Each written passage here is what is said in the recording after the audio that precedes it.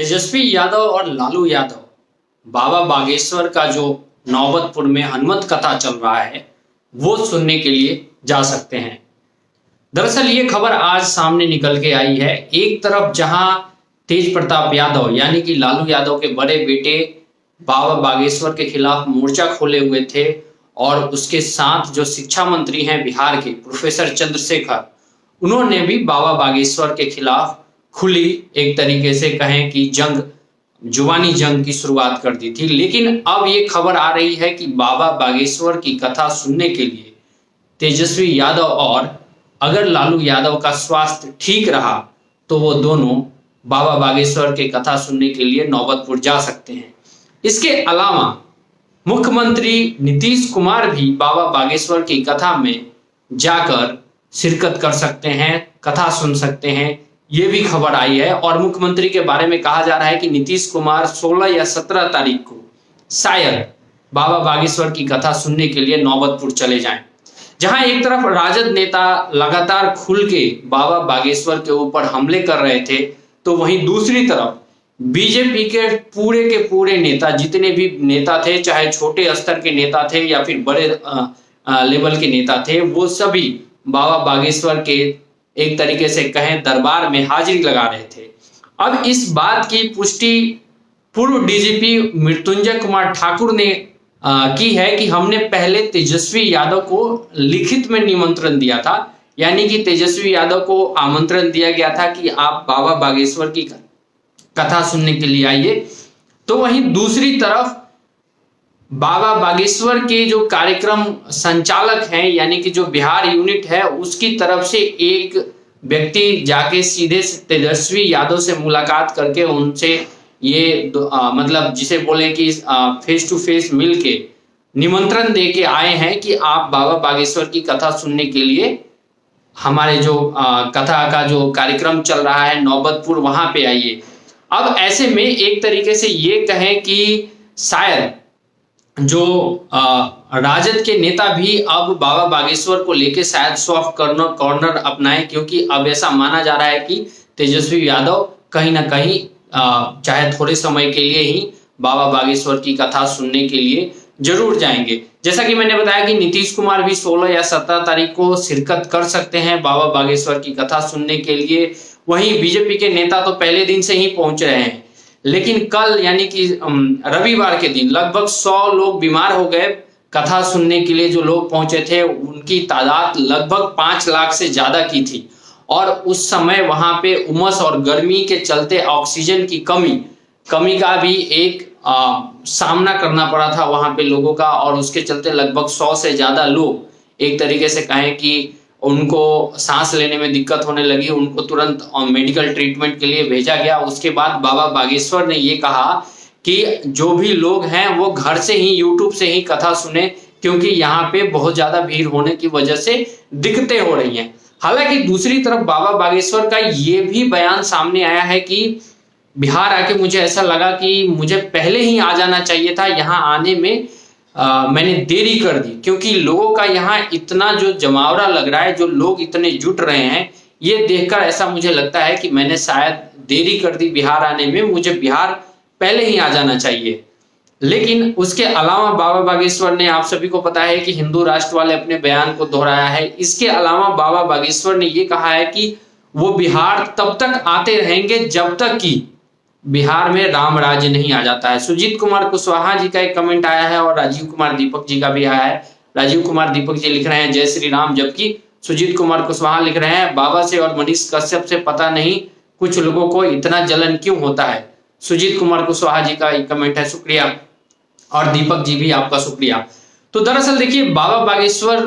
का जो एक पिछले दिनों का बयान वायरल हुआ था कि वो भारत को हिंदू राष्ट्र बनाना चाहते हैं, और जाहिर सी बात है जितने भी गैर बीजेपी पार्टियां हैं वो बाबा के इस बयान का उन्होंने खुलेआम विरोध किया था, और उन्होंने कहा था कि ये देश संविधान से चलता है, ना कि किसी बाबा के कहने से चलेगा। तो उसके उसी लाइन पे लेते हुए बिहार में दरअसल क्या है कि माइनॉरिटी वोट यानी कि मुस्लिमों के वोट, अल्पसंख्यकों के वोट काफी मायने रखते हैं सरकार के लिए और खास तौर पे राजद के लिए, क्योंकि राजद का जो कोर वोटर है मुस्लिम और यादव है, और अगर बाबा को के समर्थन में राजद अगर कहीं से भी खड़ी दिखती है तो उसका सीधा नुकसान राजद के कोर वोटरों पे होगा। तो ऐसे में अब ये कहा जा रहा है कि बाबा का जो ये निमंत्रण गया है तेजस्वी यादव के लिए, और तेजस्वी यादव अगर इस निमंत्रण को स्वीकार करके उस कार्यक्रम में शिरकत करते हैं तो ये कहीं ना कहीं एक तरीके से A to Z वाली पार्टी जो एक तरीके से कहें कि A to Z वाली पार्टी जो साबित करने में लगी है राजद, उसके लिए एक कदम होगा। राजीव कुमार दीपक जी का एक कमेंट आया है कि जैसे राजद के नेतागण टिप्पणी कर रहे हैं, नुकसान उठाना पड़ सकता है। जी बिल्कुल, भीड़ को देखते हुए अगर आप मान के चलिए कि 13 और 14 2 दिन के अंदर 8 लाख लोग लगभग पहुंच चुके हैं। बाबा के मना करने के बावजूद भी आज भी नौबतपुर में सुबह 6 बजे से लोगों की भीड़ जुटनी शुरू हो गई थी। तो ऐसे में आने वाले समय में एक तरीके से ये कहें कि ये एक मुश्किल भरा सबब हो सकता है विपक्ष के लिए, क्योंकि विपक्ष ये बात मानती है कि जो बड़ा वोट बैंक है, देखिए भारत एक जो है ना वो धर्म को लेके काफी सेंसिटिव देश रहा है। यहाँ पे भले हम जातियों में बांटते हैं कि ये अन्य ओबीसी है, XYZ है, ये SC है, ST है, लेकिन सभी लोग किसी न किसी धर्म को मानते हैं, और जो भी जिस धर्म को मानते हैं कहीं ना कहीं उससे कनेक्ट होते हैं। और खास तौर पे उत्तर भारत में यूपी और बिहार जैसे राज्य जहां पे धार्मिक मुद्दा चुनाव में एक बड़ा रोल निभाता है, क्योंकि धार्मिक ध्रुवीकरण एक तरीके से कहें कि बहुत बड़ा फैक्टर होता है बिहार में, यूपी में, जिसपे वोट पड़ते हैं। और ऐसे में अब तेजस्वी यादव का बाबा बागेश्वर के कथा में शिरकत करना, अगर ये शिरकत करते हैं तो एक तरीके से ये संदेश जाएगा वोटरों में कि नहीं जी, हम सबको लेके चलते हैं, हम ना तो हिंदू में के साथ भेदभाव करते हैं, ना मुस्लिम के साथ भेदभाव करते हैं, हमारी सरकार जो है हम सभी को एक नजरिए से देखते हैं। तो ये आने वाले समय के लिए एक तरीके से कहें कि ये सही तरीके से कहें कि राजद की एक स्ट्रेटेजी रही है, क्योंकि ये पिछले कुछ समय से राजद ने जैसे वोटों का बंटवारा किया, टिकटों का बंटवारा किया था, जिसमें भूमिहार नेताओं का एक तरीके से पूरा पैटर्न शुरू किया। आप लोग देखिए जैसे बोचहा चुनाव में भूमिहारों ने राजद को वोट किया था। तो इसी तरीके से राजद ये जानती है कि अगर नीतीश कुमार अगर हमें सरकार बनानी है तो मुस्लिम यादव प्लस दूसरे जो जाति हैं उनकी जो भागीदारी है उसको देनी होगी अपनी पार्टी में। तो इसीलिए एक तरीके से कहें कि ये कार्यक्रम वैसे तो धार्मिक है, लेकिन इसको आप धार्मिक नजरिए से बिल्कुल भी मत देखिए। ये कार्यक्रम पूर्णतः राजनीतिक बन चुका है, क्योंकि बाबा बागेश्वर के आने से पहले जितनी राजनीति हुई उसके बाद अब उतनी ही ज्यादा राजनीति और हो रही है, क्योंकि अब कहीं ना कहीं ऐसा लग रहा है राजद नेताओं को कि बीजेपी एक तरीके से अब जितने भी लोग पहुंच रहे हैं, मान लीजिए 5 लाख लोग पहुंचे कल, और 13 तारीख को पहुंचे थे लगभग 3 लाख लोग, 8 लाख लोग पहुंचे, तो 8 लाख लोग तो ये देखेंगे ना कि बाबा बागेश्वर की कथा में कौन सी पार्टी के नेता पहुंचे थे।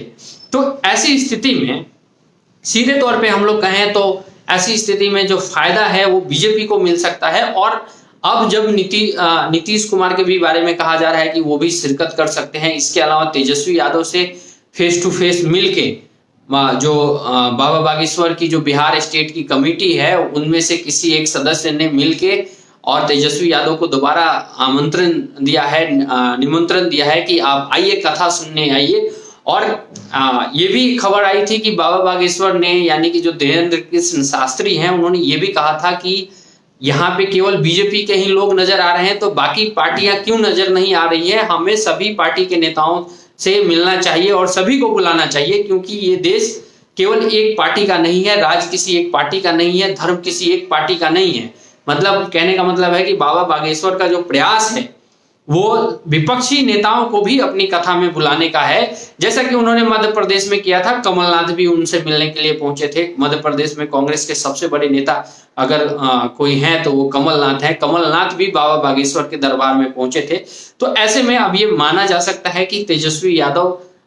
थोड़े समय के लिए ही सही लेकिन शिरकत जरूर कर सकते हैं। वहीं मुख्यमंत्री भी शिरकत कर सकते हैं, क्योंकि 2024 का जो टारगेट सामने है उसमें सभी जातियों को लेके चलना जरूरी है। आनंद मोहन की रिहाई उसी एक कड़ी में देखा जा रहा था कि राजपूत वोटों को खुश करने के लिए, लेकिन खैर ये तो अलग विषय है। लेकिन अब ये माना जा सकता है कि हालांकि खबर ये भी आ रही है कि अगर लालू प्रसाद यादव की तबीयत ठीक रही तो वो भी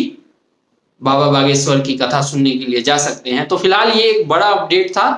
बिहार की राजनीति और धार्मिक नजरिए से भी, जिसको हमने आपके सामने रखा। तो फिलहाल इस वीडियो में इतना ही, मिलते हैं किसी और वीडियो में, तब तक देखते रहिएगा बिहार मीडिया।